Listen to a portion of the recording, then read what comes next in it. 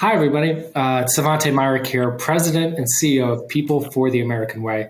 And I'm really thrilled to be here. We have a very honored guest, an extremely impressive young person who has maybe the most famous grandpa of all time, which is Dr. Martin Luther King Jr. Now, Yolanda Renee King, along with her parents, Andrea and Martin Luther King III, they lead the Drum Major Institute, which carries on the work of Dr. King Jr. into the 21st century. Now, I got to tell you, in her own right, this is a young woman who's putting me to shame. I was known for being precocious. I was elected to the city council when I was 20. I was elected mayor when I was 24. This young woman, if you've seen her work and her activism on voting rights, on gun safety, on democracy, on equality, if you've seen her speak, including speaking from the pulpit of National Cathedral when she was 13 years old, something that I still would not do to this day out of fear and nerves, you would know that she is ready to take the helm of any major American city. But I do think, as I just discussed with Yolanda, it would be wise if maybe you get your driver's license first.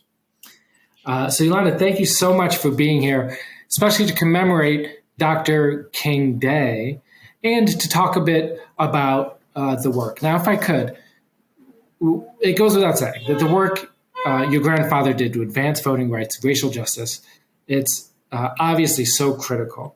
Your parents are on the front lines of this movement today. Now, this generation, your generation, is among the most politically aware and engaged generations that I've ever seen.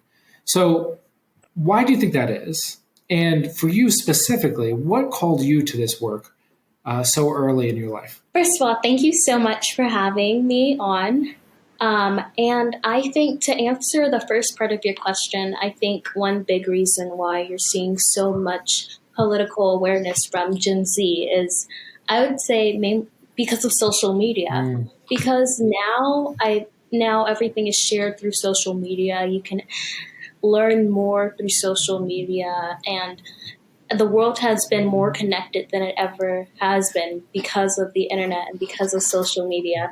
And I think during this social media age, while there are a lot of things that could be problematic about social media, there's also certain things that could be helpful about it, such as the fact that now we can know what's going on in politics, and now kids as young as 7 are able to know what's going on and how the state of their world is. There have been people who were born during the time where we really need to talk about the state of our world right now. And so I think that a lot of people really already were concerned, and I think that it rose through social media and through the use of social media, since people can now see what's going on, not only see it just through the news. It's really everywhere, and it's really accessible, and more people are willing to talk about it more because of social media and because you're able to connect with people.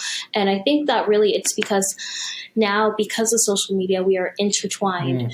And so I think that intertwinement has really caused people to talk about certain things, because a lot of times you want to talk with like-minded people.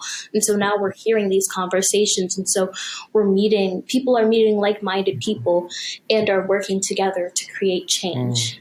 And then to answer the second part of your question, for me personally, how I got involved, I think a lot of people believe that, because your parents were involved and because it was in your family, you were kind of forced to do it. But my parents never forced me to do it. Many times they have sat down with me, and even now when times get hard, they're like, look, you don't have to be an activist. You don't have to do this work. You can go head on and do other stuff and other things if you want to. And sometimes they'll ask, are you sure you want to do this? They're always checking in. I do think that activism was ingrained in me because I was exposed to that work. I was lucky to be exposed to the work. So a lot of conversations that maybe some people may not have, I was kind of exposed to at a young age. And so I think that's what really got me curious, because I saw my parents constantly do that and I was constantly around it, but I was never forced to do it. So I think really just seeing what's going on and really, again, being able to open my eyes to the world and really see the state and have parents who are willing to talk to me about it, and seeing the work they did and through social media, I think that's really what allegedly got me involved. And to be the product of, let me tell you, I fully agree with you that this generation being tied together by social media, there are of course pitfalls, but the fact that kids in Minnesota and in South Florida and in Central Ohio can talk with each other, can see what each other's lives are like, has brought them closer together as Americans and as citizens, and made all problems feel universal. I also have to say, you just continue to knock me out. I mean, from it occurs to me, if you're 14 now, that means you were born in 2008. I was. Yes, the same year that Barack Obama was elected. So you never knew the first 8 years of your life, Obama was president. Talk to me about the future. Right. What do you hope the future looks like? What kind of future do you think your generation can build for our country and for the world? Well, I really hope, I think overall, and I think that you obviously agree with this too, I really want to see a better world, a better future than the present day now, and then better than what we are experiencing now. To be more broad, I really want the next generation of kids to really be able to not really fear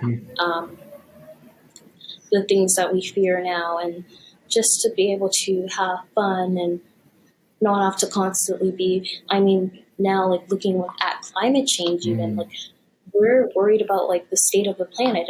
If there are no trees and we can't breathe, and we can't operate. And if we can't operate, we can't even solve the other issues. And so we're talking about the state of the environment that we're working in. And so I really want to see and I think that we all really want to see overall a good environment, and that means the earth that we are walking around right now is in a healthier state, and then also mentally, and the environment is better because and really that everyone is accepted, and really the promised land, the beloved community, which is what my grandparents talked about. I was talking to my friend who I went to Australia a few years ago, and so he lives there, and so I was like, yeah, you should definitely come visit, and you should definitely come here because it's been a minute since I've seen you.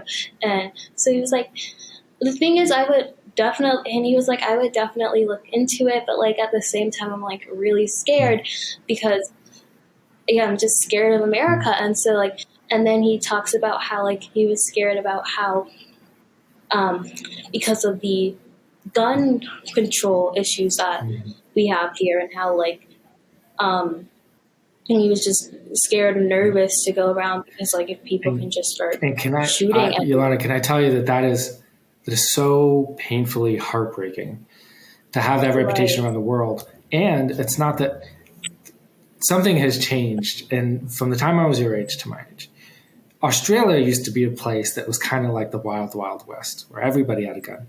Now the US has more guns than people and has gained a reputation globally as a place that's not safe. But you see a future where we can turn that around?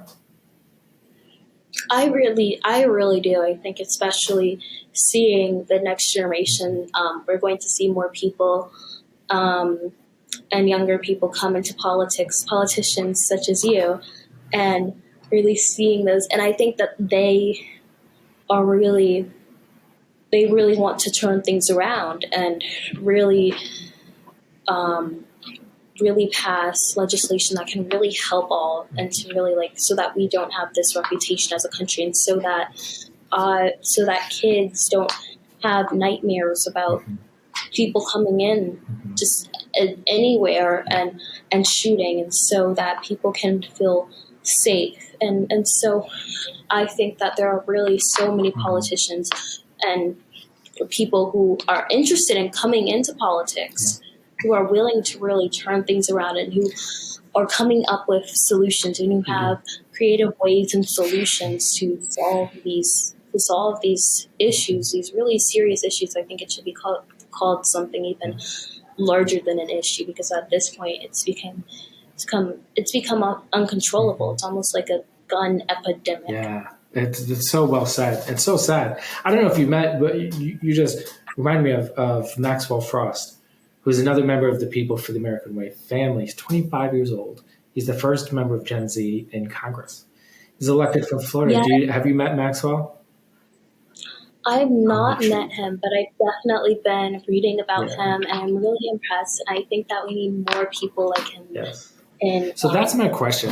What advice would you give? Because like you and Maxwell are, um, and I hope all the rest of the grown-ups watching will agree. You just knock our socks off with your. It's not just optimism. It's not just how smart you are. It's not just how fearless you are, because you are all of those things.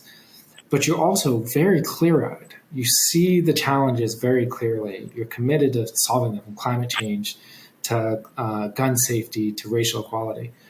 What advice would you give to young people on how to step up? This is a big thing. I'll just tell you, this is really big for us at People for the American Way. It's really big for me, and as part of our identity is to encourage young people through our Young Elected Officials Network, through our Frontline Leaders Academy, where we train people how to run campaigns.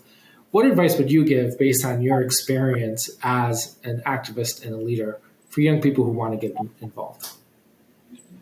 I think a big misconception people have about activism is, oh, you have to be an amazing public speaker and just have to be good at getting up in front of people and talking to them. And while that can be a factor, there are so many other ways that you can contribute and be an activist. And I think that, and activism is really about using your platform for good. So that platform doesn't necessarily have to be public speaking. And I'm not downgrading public speaking by any means. There are just so many other ways to be a great activist and to create and influence change, whether that be through social media or through art.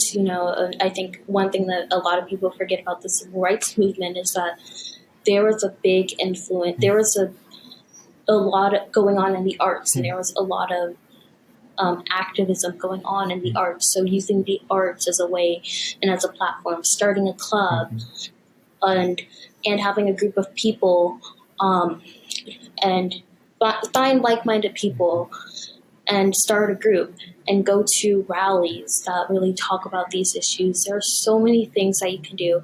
And so what I like to say is that activism is about finding something you're good at that represents your platform, your talent, something that you enjoy, that makes you happy. Get creative, have fun, and use that in a way to make a good impact. Use that for good. I love that. Make a good impact. Use that for good. And I got to tell you, I'd love to hear you say that because, of course, your grandfather gave the greatest speech of all time and 3 of the 5 greatest speeches of all time. I've heard both of your parents speak. I've heard you speak.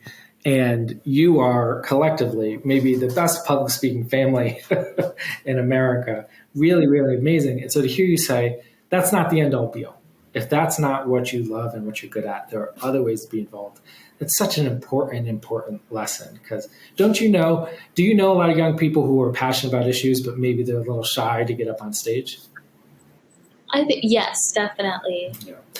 And I think that being able to reinforce, hey, you don't have to do public speaking in order to make change and in order to talk about these issues, I think that will really reinforce them to be like, oh, okay, I can do something and I can be creative, and it doesn't have to be through public speaking necessarily. Well, I have to tell you, Yolanda King, on behalf of the million members of People for the American Way, on behalf of people all over the country who are fighting for truth, justice, and the American way, we are so proud of you. We are rooting for you. We are in awe of you. And we've got your back. So keep at it. And thank you for gracing us with your presence on this Dr. Martin Luther King Jr. Day. We really appreciate it.